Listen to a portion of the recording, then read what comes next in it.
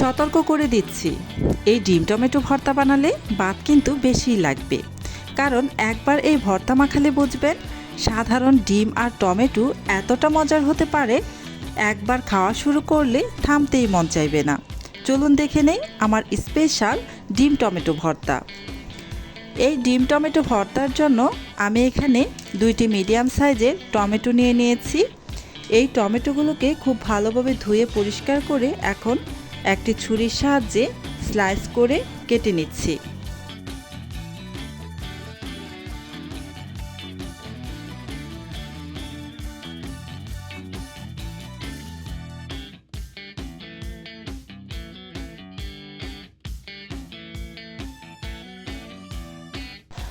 আমার টমেটোগুলো স্লাইস করে কেটে নেওয়া হয়ে গিয়েছে।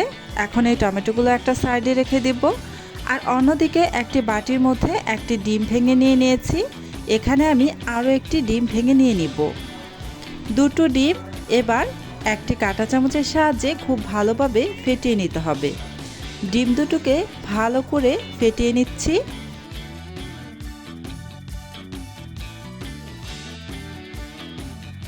ডিম ভালোভাবে ফেটিয়ে নেওয়া হয়ে গিয়েছে। এবার এটাকেও একটা সাইডে সরিয়ে রাখছি।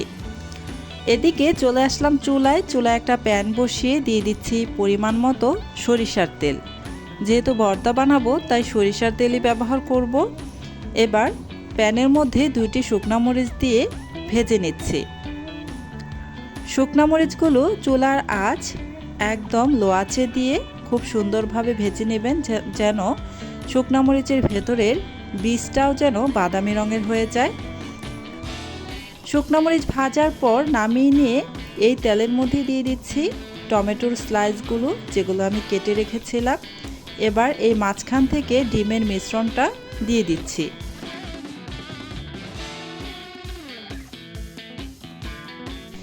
এবার চুলার আঁচ মিডিয়ামে রেখে ঢাকনা দিয়ে ঢেকে দিচ্ছি প্রায় 1 মিনিটের মতো। 1 মিনিট পর ঢাকনাটা উঠিয়ে নিয়ে এবার আমি উল্টে দিচ্ছি। এই ডিমটা কিন্তু ভাজা হতে খুব বেশি সময় লাগে না, মাত্র 1 মিনিটেই ডিমটা ভাজা হয়ে যায়।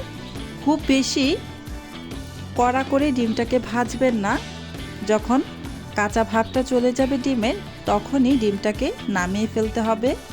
এই যে ডিমটাকে আমি নামিয়ে নিচ্ছি। টমেটোগুলো আমি আরও বেশ কিছুক্ষণ ভেজে নেব, যেন টমেটোটা একদম পুরা হয়ে যায়। তাই ঢাকনা দিয়ে ঢেকে দিলাম যেন টমেটোটা সিদ্ধ হয়ে যায় আর পুরা একটা ভাবও চলে আসে। কিছুক্ষণ পর ঢাকনাটা উঠিয়ে নিয়ে আমি এই যে টমেটোর স্লাইসগুলোকে একটু উল্টে পাল্টে নিচ্ছি। এক পাশে একটু পোড়া ভাব চলে আসছে, অপর পাশেও যেন সেমভাবে পোড়া একটা ভাব চলে আসে, সেই জন্য আবারও ঢাকনা দিয়ে ঢেকে দিলাম। আরও 1 মিনিটের মতো পর ঢাকনাটা উঠিয়ে নিয়ে আবারও টমেটোর স্লাইসগুলোকে উল্টে দিচ্ছি। এভাবেই টমেটোগুলোকে উল্টে পাল্টে ভেজে নিতে হবে, যেন টমেটোগুলো পোড়া একটা ভাব চলে আসে। তবে খুব বেশি পরিমাণে একদম পুড়িয়ে ফেলবেন না, তাহলে কিন্তু খেতে বেশি ভালো লাগবে না। হালকা একটু পোড়া ভাব আসলেই এটাকে ভালোভাবে নেড়ে টমেটোর ভেতরে থাকা পানিটা যেন একদম শুকিয়ে যায় সেদিকে খেয়াল রাখবেন। টমেটোটা ভাজার পর আমি নামিয়ে প্লেটের মধ্যে নিয়ে নিয়েছি। এবার ভর্তাটা মেখে নেব, সেই জন্য মরিচ আর লবণ একসাথে ভালোভাবে দিয়ে ম্যাশ করে নিচ্ছি মরিচটাকে। আমি এখানে 2টি শুকনো মরিচ ব্যবহার করছি, আপনারা চাইলে কিন্তু ঝালের পরিমাণটা আরও বাড়িয়ে বা কমিয়ে নিতে পারেন। এবার এখানে আমি একটি মিডিয়াম সাইজের পেঁয়াজ কুচি দিয়ে দিলাম।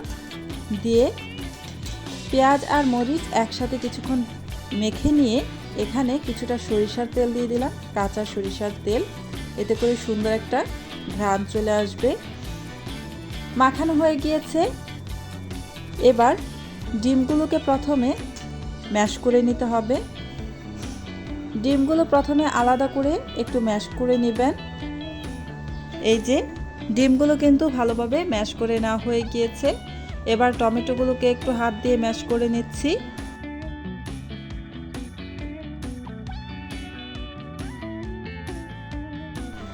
এবার সব কিছু একসাথে মেখে নিচ্ছি ভালোভাবে।